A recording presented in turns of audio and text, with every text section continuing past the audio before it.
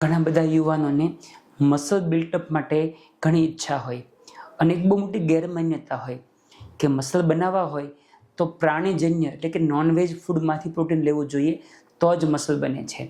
આના ઉપર એક બહુ સરસ રિસર્ચ થયું છે બ્રાઝિલની અંદર. એ લોકોએ 19 એવા યુવાનો લીધા કે જે શુદ્ધ શાકાહારી છે, જે દૂધ પણ નથી લેતા, ને 19 એવા યુવાનો જે મિક્સ ફૂડ છે, વેજ નોનવેજ બંને લે છે.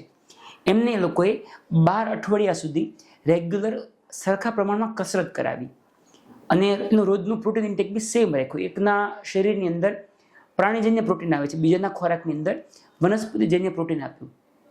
12 અઠવાડિયા પછી એમણે ચેક કર્યું કે પગની અંદર ટોટલ લીન માસ, પગના અને બોડીના મસલ્સનો જે ગ્રોથ કેટલો થયો એ ચેક કર્યું. તો ખ્યાલ આવ્યો કે જો પ્રોટીનનું પ્રમાણ સરખું લેવામાં આવે તો વેજ હોય કે નોન વેજ, શરીરની અંદર નવા મસલ બનવાની, મસલનો સ્ટ્રેન્થનિંગ થવાની શક્યતા એક સરખી હોય છે.